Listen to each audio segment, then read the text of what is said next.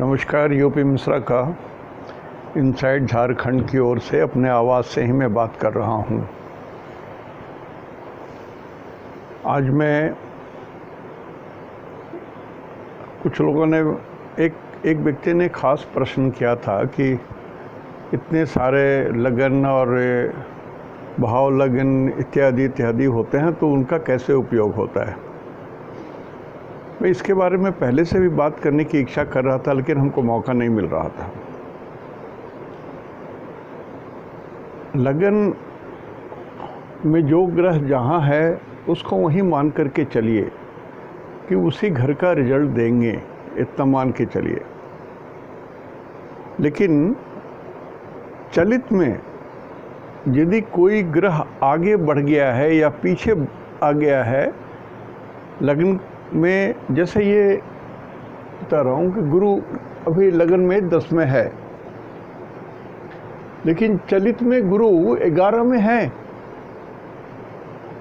आज का कुंडली बना करके देख लीजिए, 26 तारीख का कुंडली बनाइए आप, तो देखेंगे भाव चलित में ये गुरु 11 में आ गए हैं। लगन में तो ठीक 10 में रहेंगे, लेकिन भाव में 11 में है। तो अब प्रश्न उठता है कि उस भाव के रिजल्ट को कैसे व्यक्त करें, क्या करें, करना है या नहीं करना है, या सिंपली इग्नोर कर देना है। या तो इग्नोर करें, जैसे हम लोग अपनी कुंडली देखते हैं, लगन कुंडली, नवांश कुंडली, दशमांश कुंडली वगैरह जैसे देखते हो वैसे देखते चले जाएं। लेकिन भाव कुंडली आखिर क्यों बना, संधि क्यों बनाया जाता है लगन कुंडली के बाद 15 डिग्री करके जो संधि बनाया जाता है।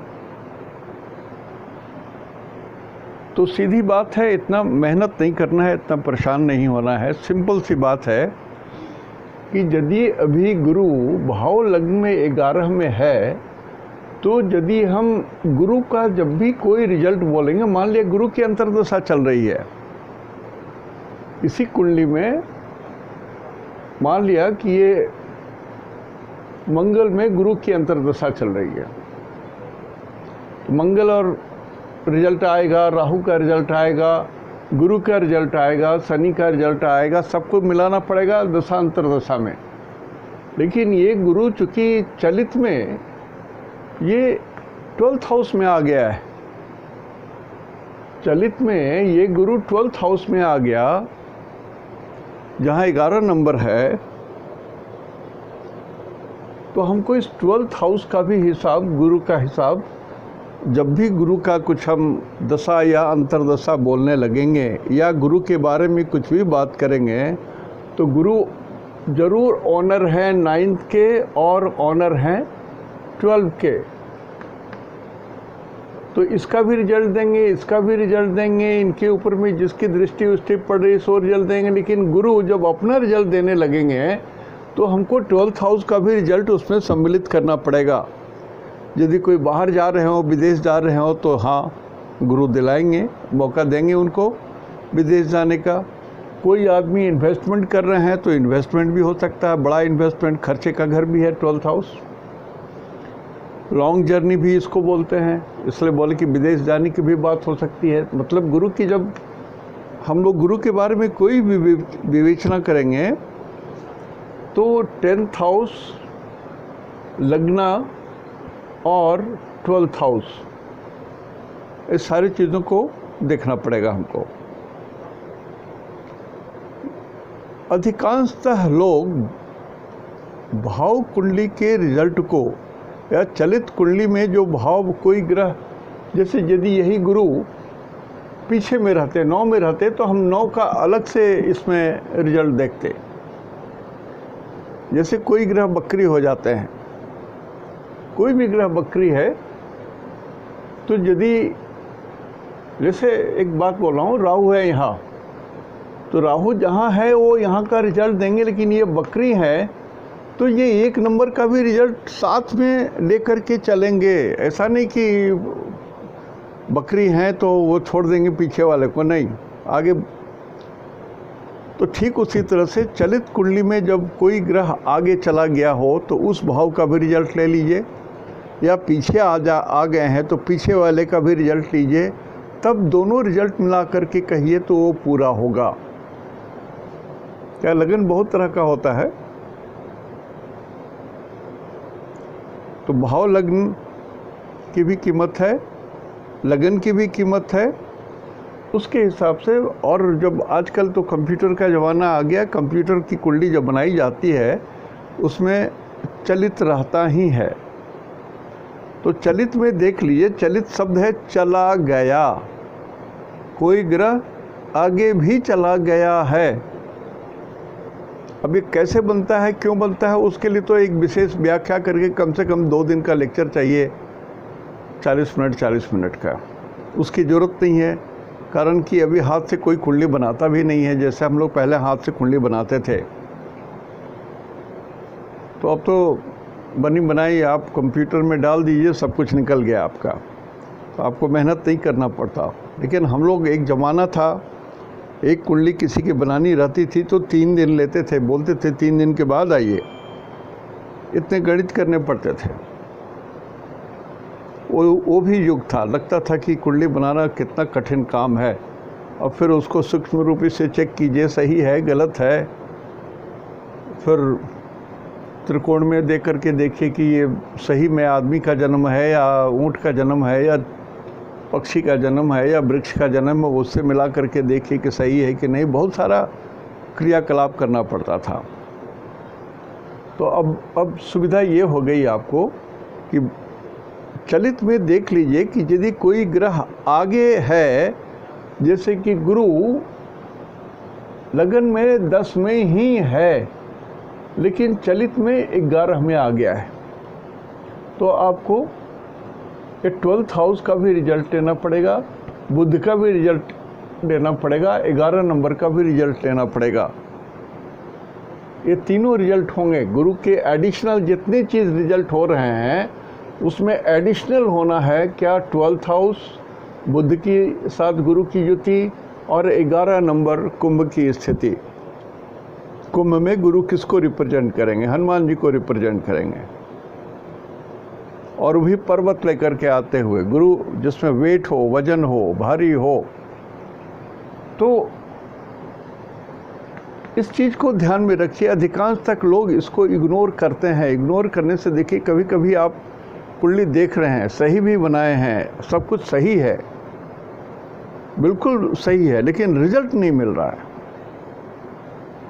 आपकी गणना सही है, गणित सही है, कुंडली सही है, नवांश कुंडली सही है, दशमांश कुंडली सही है, त्रिशांश सही है, सब सही है, लेकिन रिजल्ट नहीं मिल रहे हैं। तो रिजल्ट नहीं मिल रहे हैं तो आपको वापस आइए, देखिए चलित कुंडली। चलित कुंडली में यदि ग्रह आगे पीछे हो गए, मान लिया ये 12th हाउस में चले गए, हाउस ऑफ सौरव में चले गए गुरु, चलित में ये हाउस ऑफ सौरव में चले गए गुरु, तो हाउस ऑफ सौरव का रिजल्ट तो देंगे ना गुरु, इसलिए उसको अलग से बनाया जाता है। तो जो एस्ट्रोलॉजर उसको कंसीडर नहीं करके कुंडली का विवेचन करते हैं उनको दिक्कत होती है। उनकी वाणी में अधिकांशतः उस ग्रह का रिजल्ट गलत होता है। हम लोग शुरू से करते आ रहे हैं, जिसमें हाथ से बनाते थे उसमें भी इसको हम लोग पहले से इंक्लूड करते आ रहे हैं। मैं तो कर रहा हूँ और मैंने अपने पुत्र को भी यही बात बताई है। कुछ कुंडली का कुछ रहस्य है, छोटे छोटे रहस्य हैं जो जानना जरूरी है, बहुत ज़रूरी है।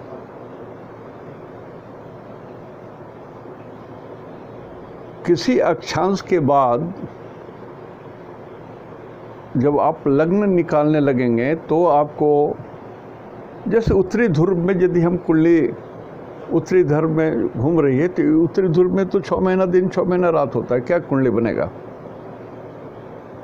सोचिए आप। अभी हमारे एक परम मित्र ने कुंडली एक पुरानी पुस्तक भेज दी थी, उसमें पढ़ते पढ़ते फिर हमको अपनी पुरानी स्मृति याद आई और उन्होंने खास करके लिखा है कि लोग भूल करते हैं इसी में। तो मैंने कहा कि चलो इस इतिहास को मैं दोहरा दूं। And thanks to my friend mister Thakur हैं, बॉम्बे में रहते हैं। उन्होंने एक किताब भेजी थी। पुरानी किताबों का मैं शौकीन हूँ, तो जिनको भी पुरानी किताबें मिलती हैं वो ज़रूर भेज देते हैं हमको।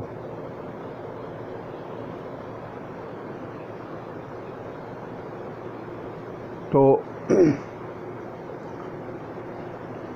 आज मैं आपको ये बता रहा हूँ 26 मार्च 2021 और 27 मार्च 21, 26 और 27, ये 27 का है, ये 26 का है।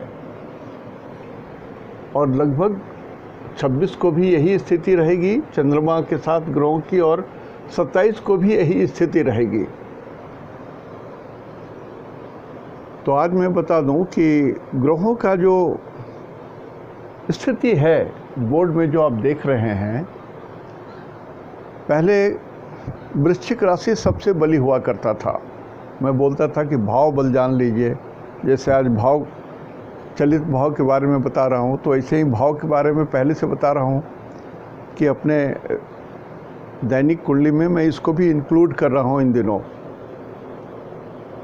कारण कि 2-2.5 साल हो गया एक ही चीज़ बताते बताते, उसमें थोड़ा सा परिवर्तन भी करना जरूरी है। कारण कि अभ्यास, बस आपको अभ्यास हो गया है नक्षत्र सिद्धांत से देखने का, लेकिन पूरा रिजल्ट वही मिल जाएगा ये सही नहीं है, या राशि से भी मिल जाएगा वो सही नहीं है। आपको थोड़ा ये देखना पड़ेगा कि ये भाव कैसा है। जैसे मान लिया ये सूर्योदय के समय की कुंडली है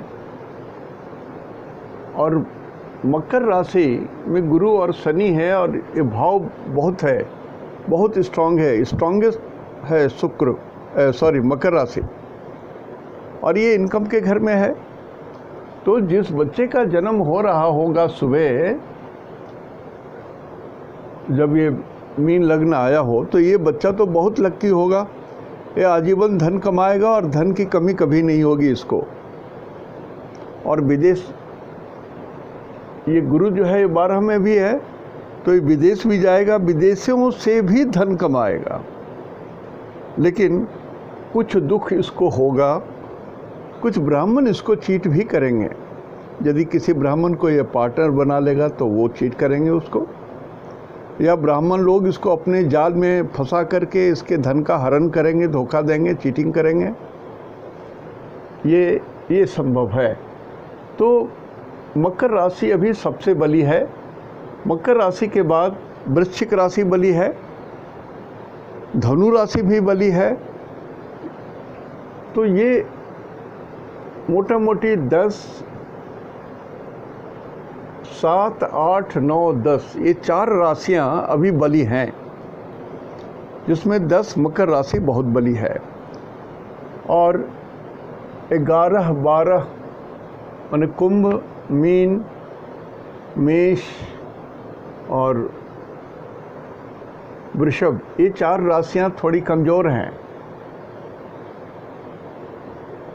ये भाव कमज़ोर हैं, जिसमें 11 नंबर वाला जो भाव है वो कमज़ोर है, 12 नंबर का भाव कमज़ोर है, 1 नंबर का भाव कमज़ोर है, 2 नंबर का भाव कमज़ोर है, फिर 3 नंबर का भाव बली है, 4 नंबर निर्बल है, 5 नंबर एवरेज गुड है, 6 नंबर कमज़ोर है, 7 नंबर बली है। तो ये भाव बल, मान लिया कि किसी की कुंडली में 10 नंबर उसके अष्टम भाव में पड़ रहा हो, अष्टम भाव में पड़ रहा हो, तो ये 10 नंबर तो बहुत बली है। तो अष्टम भाव में जिस बच्चे का जन्म हुआ आज, और अष्टम भाव 10 नंबर में पड़ा, तो 10, 11, 12, 1, 2, 3 मिथुन राशि में, मिथुन लग्न में जन्म हुआ हो, तो उस बच्चे की आयु बिना गणित के कह सकते हैं कि वो दीर्घायु होगा, इसलिए कि भाव में सबसे ज़्यादा बल है। इसको नोट कर लीजिएगा, जो मैं बोल रहा हूँ उसको नोट कर लीजिए। 2-3 बार चलता है, ये आप सुन करके उसको नोट कर लीजिएगा।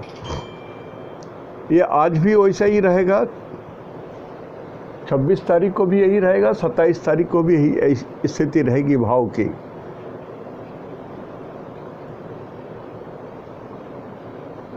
तो अब मैं नक्षत्र सिद्धांत पर आ रहा हूँ। नक्षत्र सिद्धांत के हिसाब से 26 तारीख को मघा नक्षत्र है, इसके स्वामी केतु होते हैं। केतु ये 26 तारीख को रहेंगे। केतु जन्म तारा हुए, मतलब अश्विनी मघा मूल तीनों नक्षत्र वाले जन्म तारा हुए, तो थोड़ा स्वास्थ्य पर ध्यान दीजिए। और आपका 27 तारीख को भी केतु आपके लिए लगभग शुभ है, संपत्ति तारा में है। 26-27 दोनों दिन ठीक है, सिर्फ 26 तारीख को अपने हेल्थ पर ध्यान दीजिएगा। शुक्र के 3 नक्षत्र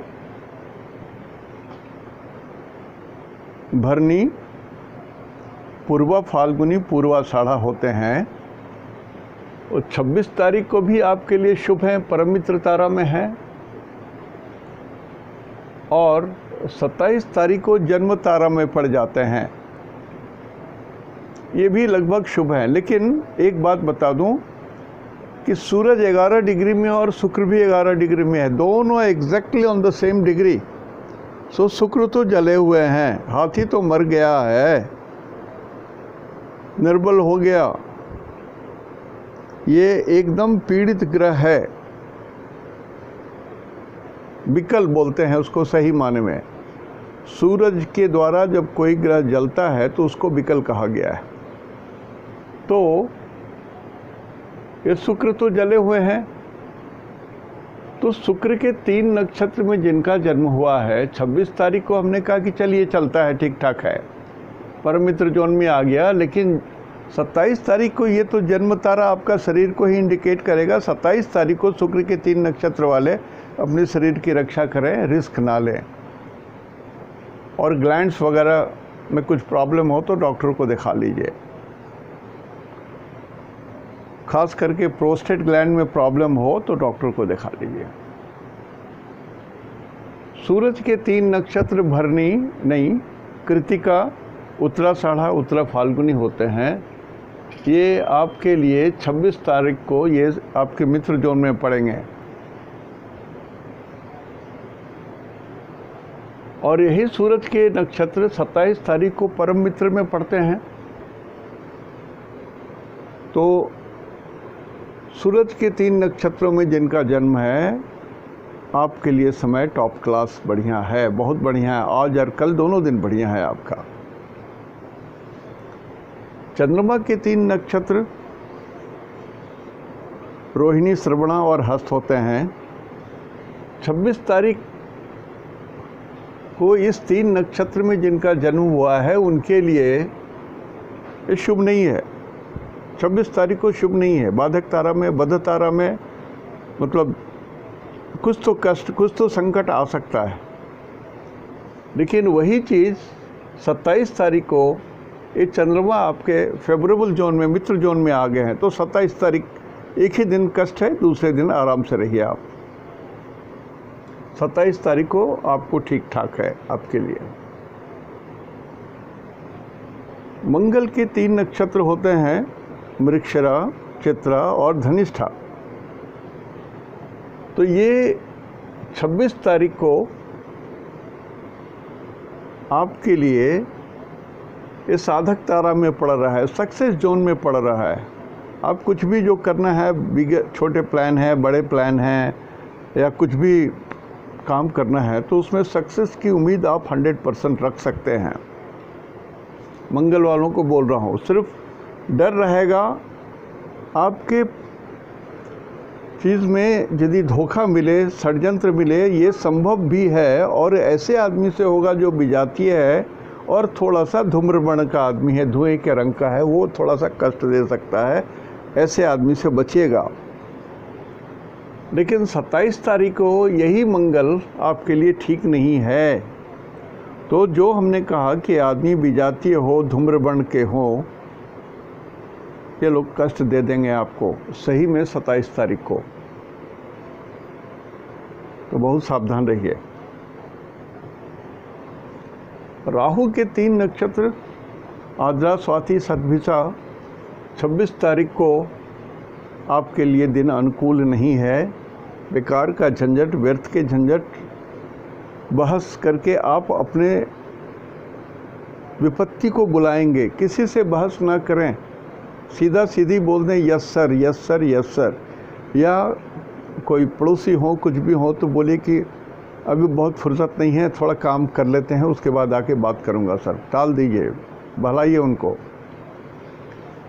यदि आप ट्रैफिक में फंस गए हैं, वहाँ पर कोई सिग्नल आपने तोड़ दिया है, तो उस सिपाही जी को नमस्ते कीजिए, बख्शीश दीजिए और छुट्टी लीजिए।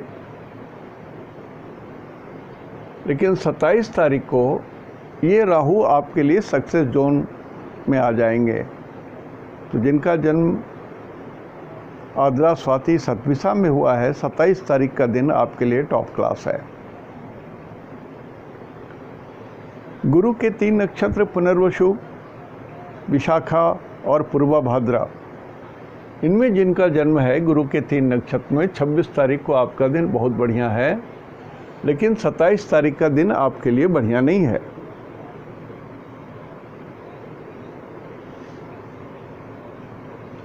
और शनि के 3 नक्षत्र,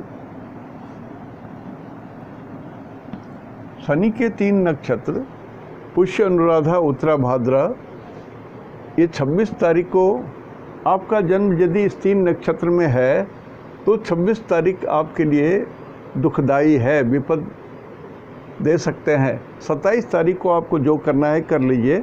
27 तारीख का दिन आपके लिए बिल्कुल अनुकूल है। और बुध के 3 नक्षत्र में जिनका जन्म है, बुध के 3 नक्षत्र हुए आश्लेषा, ज्येष्ठा और रेवती, 26 तारीख का समय आपके लिए टॉप क्लास का है और 27 तारीख को एवरेज गुड है। तो ये हमने नक्षत्र सिद्धांत से 2 दिनों का आपको हिस्सा बता दिया। भाव बल भी आपको हमने बता दिया है। और एक बात और बताना है कि बुध भी अस्त होने जा रहे हैं, अस्त हो गए मान के चलिए, बुध अस्त हो गए हैं और शुक्र भी अस्त हो गए हैं, 2 ग्रह कमज़ोर हो गए। तो कोई बड़ा निर्णय मत लीजिए, जैसे कुछ घर खरीद रहे हैं, मकान खरीद रहे हैं, ज़मीन ले रहे हैं, बड़े अमाउंट का गहना ले रहे हैं, शादी ब्याह का फंक्शन है तो उसके लिए कुछ चीज़ कर रहे हैं। तो कोई बड़ा खर्च मत कीजिए, बड़ा डिसीजन मत लीजिए। ये शुक्र वाले 3 नक्षत्र, बुध के 3 नक्षत्र, कोई परचेजिंग ना करें, नो बिग परचेजिंग, आराम से रहें। जैसे हमने कहा कि बुध के 3 नक्षत्र वाले, उल्टा आप कुछ पाएंगे, आप क्यों खर्चा कर रहे हैं? खर्चा मत कीजिए, कुछ तो और पाना है भी आपको। तो ये ध्यान रखें। और बुध और शुक्र अस्त हो गया है तो बुध पर्यावरण को भी बोलते हैं, बुध ऊंचाई को भी बोलते हैं, बुध हाइट को भी बोलते हैं। तो इस कारण बुध जितनी चीज़ों का कारक है उसमें थोड़ी सी कमी आ सकती है, खास करके जिन लोगों को स्किन की प्रॉब्लम है, जिनका स्किन बहुत ड्राई है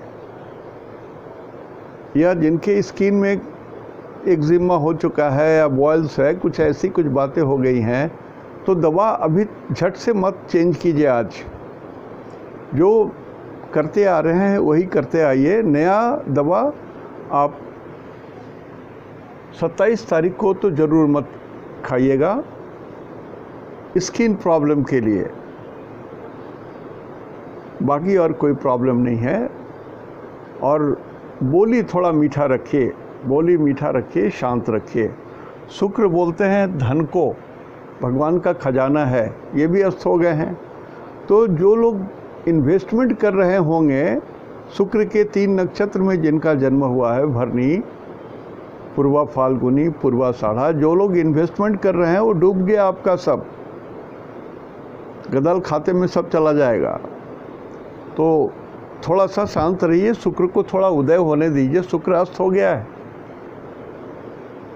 और जो लोग गाड़ी खरीद रहे होंगे आपकी भी हालत ख़राब है। गाड़ी में बहुत सारा टीथिंग प्रॉब्लम रहेगा, कुछ न कुछ तो डेंटिंग पेंटिंग होता रहेगा। इतना ध्यान रखिएगा, कारण कि अब जैसे हमने कहा कि जिस चीज़ का जो ग्रह खराब होता है उसके नंबर को भी देख लीजिए। शुक्र 2 और 7 को इंडिकेट करते हैं, तो वृषभ हैं, ये खराब हो गए, और तुला ये भी खराब हो गए। उसी तरह से बुध जो हैं 3 और 6 को इंडिकेट करते हैं, वो दोनों खराब हो गए। तो थोड़ा लार्ज स्केल में सोच करके ध्यान रखिएगा। लेकिन एक बात, जो लोग नवग्रह का पाठ करते होंगे वो कंटिन्यू रखें। नवग्रह का जो लोग पाठ कर रहे होंगे तो उनको ये जो अस्त ग्रह वगैरह हैं, विकल ग्रह हैं, वो भी आपको फ़ायदा कर देंगे। पाठ जो है ना, पूजा पाठ, पूजा तो रिचुअल्स हो गया, लेकिन पाठ जरूरी है। जो आप पाठ करेंगे, जो आप मुंह से बोलेंगे और आपके कान में सुनाई देना चाहिए, और वो आपके कान के जरिए आपके हृदय में, आपके छाती में, पूरे शरीर में वो व्याप्त हो जाएगा। पाठ इसलिए ज़रूरी है, जो आप बोल रहे हैं वो आपको सुनाई दिया जाए, सुनाई दे कान में, तो उसको पाठ बोलते हैं। और जो मन में बोलते हैं वो मंत्र कहलाता है। जो सिर्फ होठ हिलते हैं, आवाज़ बहुत कम निकलती है, वो लग रहा है ना कि देख के कि हाँ ये कोई मंत्र भीतर भीतर पढ़ रहा है, उसको उपांशु बोलते हैं। तो हर चीज़ की अलग अलग सिस्टम है, व्याख्या है। जब मौका जो कुछ मिलता है वो थोड़ा बोल लेता हूँ, कुछ नोट करने के लायक समझते हो तो नोट कर लीजिएगा, नहीं तो ये सब ठीक है। दूसरा, ये जो चक्र है, आप ये देखेंगे कि शुक्र और सूरज 12 नंबर में है। इस 12 नंबर को 8 नंबर वेध कर रहा है। 8 नंबर में केतु हैं, तो 12 नंबर में शुक्र जो जले हुए हैं, जो विकल हैं सूरज के जरिए, तो केतु भी शुक्र को वेध कर रहे हैं। और 12 नंबर नॉर्थ ईस्ट को बोलते हैं, north east of our country. उधर कुछ झंझट संभव है। आग आग आग की बात मैंने कहा ना, वो एक जो लावा निकला वो गंगा नदी के ऐसा बहता हुआ चला जा रहा है ज्वालामुखी से, देखे होंगे। और आग की बात मत पूछिए, कितने आग लगे। तो बहुत सारी जो आग लगी हैं, मैं आपको अभी भी बोलता हूँ, वो सब जानबूझ करके लगाई गई है। जैसे कोरोना जानबूझ करके फैलाई गई बीमारी है, नेचुरल बीमारी नहीं है। ये मैन मेड इलनेस है। बायोलॉजिकल वार, बायोलॉजिकल वेपन। आदमी का हृदय कितना कठोर होता है, सोचिए। लाखों लाखों लाखों लोग मर गए, लेकिन आँख में आंसू नहीं आया। मुंह में हंसी है, व्यंग की हंसी है, आँख में एक बूंद आंसू नहीं आया। समझिए, चमगादड़ की बीमारी ऐसे नहीं आया। चमगादड़ तो गांव में हम लोग भी रह चुके हैं, चमगादड़ उड़ता रहता था, और आम भी को वो अपने मौत से खुरच देता था, लेकिन उतना दूर काट करके फिर भी हम लोग खाते थे। हम लोग को मालूम था कि चमगादड़ का जूठा है, चमगादड़ इसको खाया है। किसी सुग्गा का खाया हुआ रहता है तो मालूम हो जाता है उसके लोल से, तो कुछ नहीं होता था। लेकिन उससे जहर निकाल करके, बना करके पूरे विश्व को दहला देना, नहीं मालूम, और सारे विश्व जो हैं वो मरते जा रहे हैं, वो ठीक है, लेकिन जो एक आदमी इसके लिए जिम्मेवार है उसको कोई बोल नहीं रहा है, कोई छेड़छाड़ नहीं कर रहा है, यूनो भी नहीं कर रहा है, कोई कुछ नहीं कर रहा है। क्या क्या हो गया है स्थिति? आज यहीं तक। इति शुभम तेहंदो निनाग्य जोहार। सर हैं, आइए, हो गया, जस्ट फिनिश हुआ है तो तभी आप, हाँ पक्का।